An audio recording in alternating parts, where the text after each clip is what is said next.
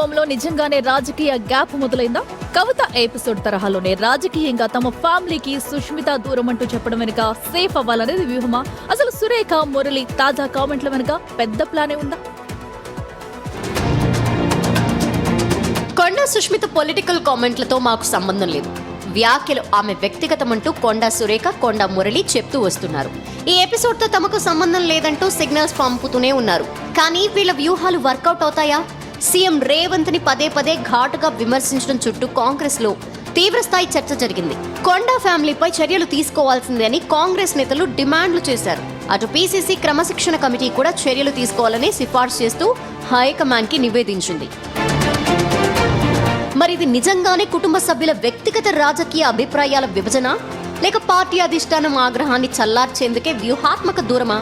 కల్వకుంట్ల కవిత ఎపిసోడ్లో family, party మధ్య దూరం చివరికి రాజకీయ విభజనకి దారితీసింది. ఇప్పుడు కొండా కుటుంబం కూడా అదే దారిలో వెళ్తుందా, లేక ఇది కేవలం గ్యాప్ ఉంది అని చెప్పి చర్యల నుంచి తప్పించుకునే ప్రయత్నమా అన్న చర్చ జరుగుతోంది.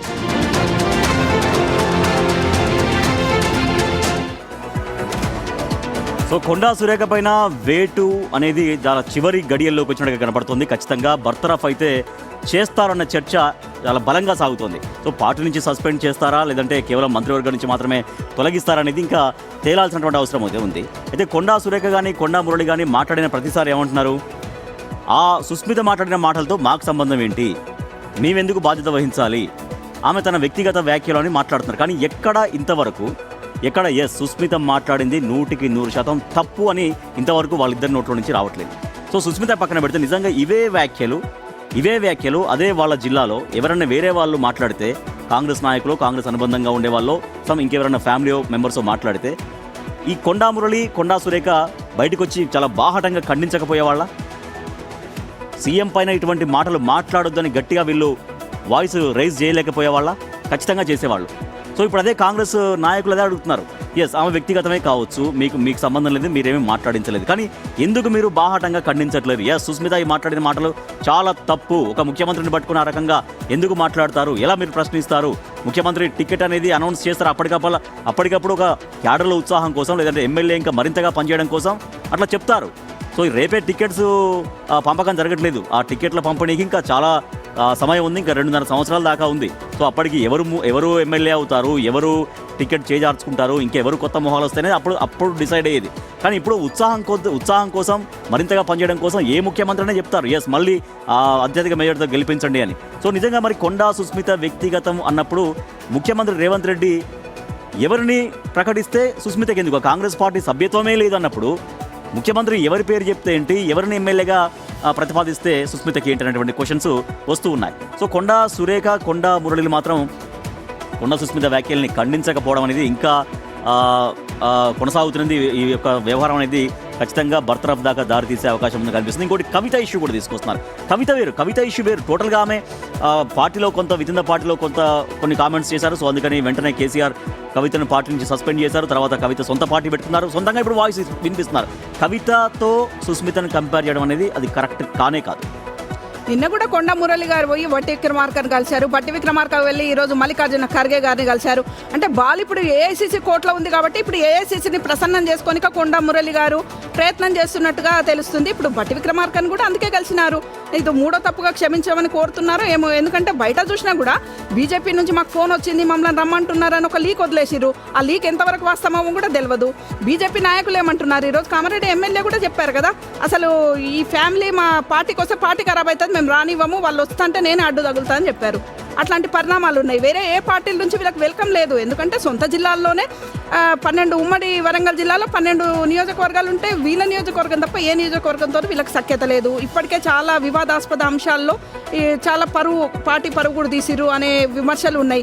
ఇట్లాంటి నేపథ్యంలో వీళ్ళని ఏ పార్టీలోకి ఆహ్వానిస్తలేరు కాబట్టి మనకి ఈ పార్టీ తప్ప ఇప్పుడు అధికారంలో ఉంది, ఇంకొక 2 ఏళ్ల వరకు ఈ పార్టీ మనకు ఉంది కాబట్టి, మనకు అధికారం సెక్యూర్గా ఉంది కాబట్టి ఇక్కడే ఉందామన్న ఆలోచనతో ఏఐసీసీని ఇది 3వ తప్పుగా క్షమించండి అని విన్నమించుకుంటారా? మరి ఏఐసీసీ వీళ్ళ మాటను వింటదా? ఒక బీసీ కార్డు అనేది ఉపయోగిస్తున్నారు కదా, మేము ఒక బీసీ నాయకులను అన్యాయం చేయొద్దని. ఈ బీసీ కార్డు ఉపయోగించి మరొకసారి క్షమాపణలు కోరే అవకాశం అనిపిస్తుంది. కానీ ఇది ఎంతవరకు అధిష్టానం ఒప్పుకుంటుంది? సీఎం మీద ఏకంగా సీఎం మీదనే విమర్శనాస్త్రాలు ఎక్కువ పెట్టి వాళ్ళ అమ్మాయి స్పందించింది. ఇప్పటి వరకు ఎవరు కూడా ఖండించలేరు. కాబట్టి మరి ఈ పరిణామాల నేపథ్యంలో ఏఐసీసీ ఎటువంటి నిర్ణయం తీసుకుంటుందనే చూడాలి. ఎస్, తెలంగాణలో ఇప్పుడు కొండ ఇష్యూ వచ్చేసి కుటుంబ కథా చిత్రంగా మారిపోయిందని చెప్పాలి. ఇప్పుడు కొండ మురళి మాట్లాడిన తర్వాత కూతుర్ని బాధ్యురాలను చేసి తప్పించుకునే ప్రయత్నం చేస్తున్నారనే వాదనలు కూడా వినిపిస్తున్నాయి. సో ఎందుకంటే నిన్న అటు బట్టీతో సమావేశం అయిన తర్వాత కేవలం నియోజకవర్గంలో ఉన్న పెండింగ్ బిల్లుల గురించి మాట్లాడుకోవడానికి మేము వెళ్ళాము. నా కూతురు గురించి ఏం మాట్లాడలేదు, ఎందుకంటే నా కూతురుది పూర్తిగా వ్యక్తిగతం అంటున్నారు. సో వ్యక్తిగతం అయితే కనుక ఆ రోజు మంత్రిగా ఉన్న సురేఖ చెప్పాలి, ఓకే నా కూతురు వ్యక్తిగతంగానే మాట్లాడింది, నా కూతురుతో మాకు ఏ సంబంధం లేదు, తన అన్న మాటలకి కుటుంబం కాబట్టి నా కూతురు తరఫున నేను క్షమాపణ అడుగుతున్నా. లేదంటే మంత్రి స్థానంలో ఉన్న మీరు కూతురైనా సరే బయట ఎవరైనా సరే సీఎం మీద వ్యాఖ్యలు చేస్తే అప్పుడే వెంటనే మీరు అడగాల్సిన సిచ్యువేషన్ ఉంది. సో అప్పటి నుంచి ఇన్ని రోజులు మీరు ఏం మాట్లాడకుండా కేవలం నా కూతురు వ్యక్తిగతం అంటూ చెప్పుకుంటూ వచ్చారు. ఇప్పుడు తీరా ఈ వివాదం కాస్త ఏఐసీసీ వరకు వెళ్ళింది. మరి ఢిల్లీ పెద్దలు ఏం చేస్తారు? ఇప్పుడు వేణుగోపాల్ అలాగే ఖర్గే కూడా బయట ఉన్నారు. మరి 2 రోజుల్లో వాళ్ళు ఢిల్లీకి వస్తారు. ఢిల్లీకి వచ్చిన తర్వాత త్వరితగతిన మరి నిజంగానే మంత్రి పదవి నుంచి బర్తరఫ్ చేస్తారా, పార్టీ నుంచి తొలగిస్తారా అనేది కూడా చూడాలి. సో ఇప్పుడు తెలంగాణ పొలిటికల్ జరుగుతుంది అంటే కేడర్ మాత్రం మేము కొండా సురేఖని ఖచ్చితంగా రాజీనామా చేయించాల్సిందని చెప్తుంది.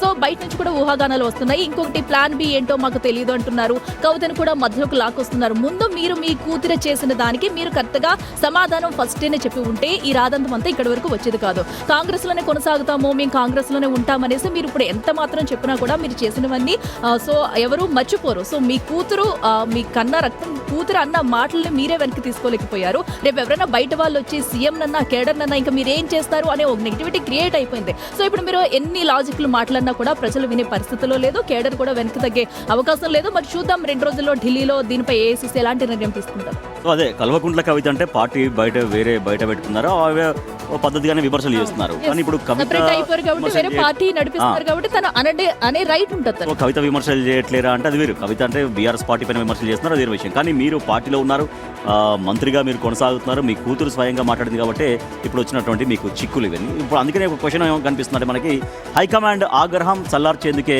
ఈ గ్యాప్ వ్యూహమా అంటే మాకు మా అమ్మాయికి గ్యాప్ ఉందనేటువంటి ఒక వాయిస్ గట్టిగా వినిపిస్తున్నారు. కాబట్టి హైకమాండ్ ఆగ్రహం చల్లార్చేందుకే ఈ గ్యాప్ వ్యూహాన్ని అవలంబిస్తున్నారా కొండా దంపతులు అన్న క్వశ్చన్ కనిపిస్తుంది. నిజంగా అందరి నుంచి అదే వినిపిస్తుంది. అవును.